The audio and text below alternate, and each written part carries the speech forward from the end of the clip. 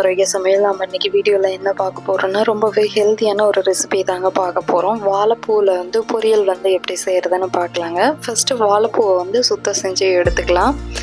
நான் வந்து ஒரு வாழைப்பூவை வந்து எடுத்துருக்கேங்க. இந்த வாழைப்பூவை வந்து இந்த மாதிரி சுத்தம் செஞ்சு எடுக்கிறது மட்டும்தாங்க கொஞ்சம் கஷ்டமாக இருக்கும். ஆனால் இதில் வந்து ஏகப்பட்ட சத்து வந்து இருக்குது. ஹீமோக்ளோபின் ப்ராப்ளம் வந்து வராதுங்க. இதில் நிறையவே வந்து இரும்பு சத்து இருக்குது. வாரத்தில் ஒரு முறையாச்சும் நம்ம இந்த மாதிரி பொரியலாகவோ இல்லை முட்டை சேர்த்து முட்டை பொரியலாகவும் வந்து எடுத்துக்கலாம். அப்படி இல்லைன்னா குழம்பாகவும் எடுத்துக்கலாம். நம்ம பிரியாணியும் அதில் வந்து செய்யலாங்க. இந்த வாழைப்பூவை போட்டு வடை வந்து செய்யலாம். மசால் வடை ரொம்பவே சூப்பராக இருக்குங்க.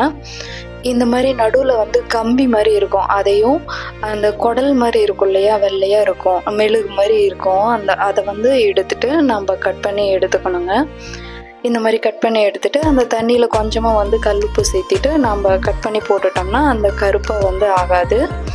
இந்த மாதிரி நம்ம வாழைப்பூ வந்து சுத்தம் செஞ்சுட்டு தண்ணியில் போட்டுக்கணுங்க கட் பண்ணிவிட்டு. இது மாதிரி எடுக்கிறதுக்கு கொஞ்சம் ஈஸியாக இருக்கும். அதனால் அந்த வாழைப்பூவில் வந்துட்டு தலைவில் இந்த மாதிரி கட் பண்ணி எடுத்தோம்னா அந்த கம்பி மாதிரி இருக்கும் இல்லையா, அது சுத்தமாகவே வந்துடும். கடைசியாக வந்து இதை நம்ம தனியாக உரித்து எடுக்க முடியாது. இதை வந்து நம்ம வேஸ்ட்டும் பண்ணக்கூடாதுங்க.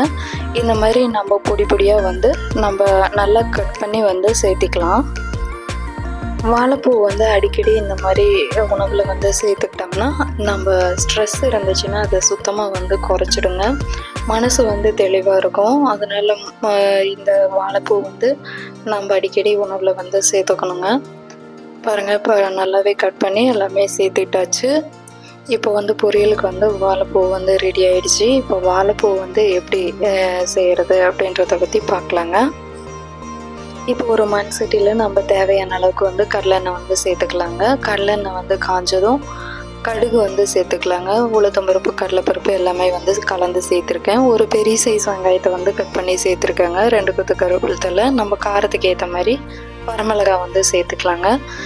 பெருங்காயத்தூள் வந்து ஒரு 1/4 டீஸ்பூனுக்கு வந்து சேர்த்துக்கலாம். சேர்த்துட்டு நல்லா வதக்கி விட்டுக்கலாங்க.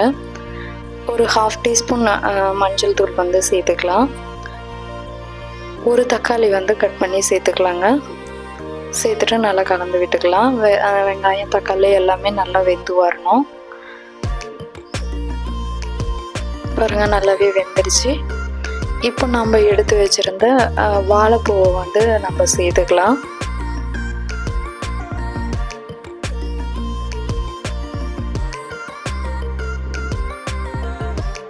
சேர்த்துட்டு நல்லா கலந்து விட்டுக்கலாங்க. ஒரு 5 நிமிஷம் வந்து கைவிடாமல் நல்லா கலந்து விட்டுக்கலாம். கொஞ்சமாக உப்பு சேர்த்துட்டு தண்ணியை வந்து அந்த வாழைப்பூ வந்து வேகிற அளவுக்கு தண்ணி சேர்த்துட்டு நம்ம வேக விட்டுக்கலாங்க. 2-3 டைமு வந்து நல்லா கலந்து விட்டுட்டு வேக விட்டுக்கலாங்க. ஒரு மூடி தேங்காய் துருவல் வந்து நம்ம சேர்த்துக்கலாம். பூ நல்லா வெந்து வந்ததுக்கப்புறமா தேங்காய் துருவல் வந்து சேர்த்துக்கலாங்க. தேங்காய் துருவலுக்கு பதிலாக நம்ம முட்டையும் வந்து சேர்த்து பொரியலாக வந்து செஞ்சு சாப்பிட்லாங்க. ரொம்பவே சூப்பராக இருக்கும். ஒரு டைம் வந்து ட்ரை பண்ணி பார்த்துட்டு எப்படி இருக்குதுன்னு எனக்கு கமெண்ட் பண்ணுங்கள். இப்போ தான் நம்ம சேனலை வந்து ஃபர்ஸ்ட் டைம் பார்க்குறீங்கன்னா மித்தூஸ் ஆரோக்கிய சமையலை வந்து லைக் பண்ணுங்கள், ஷேர் பண்ணுங்கள், சப்ஸ்கிரைப் பண்ணுங்கள். கூடவே பெல் ஐக்கானை வந்து ஆல்னு கொடுத்துட்டு கிளிக் பண்ணுங்கள். அப்போ தான் நான் போடுற எல்லா வீடியோஸும் உடனே உங்களுக்கு வந்து அப்டேட் ஆகும். ஹெல்த்தியாக சாப்பிடுங்க, ஹாப்பியாக இருங்க. தேங்க்ஸ் ஃபார் வாட்சிங்.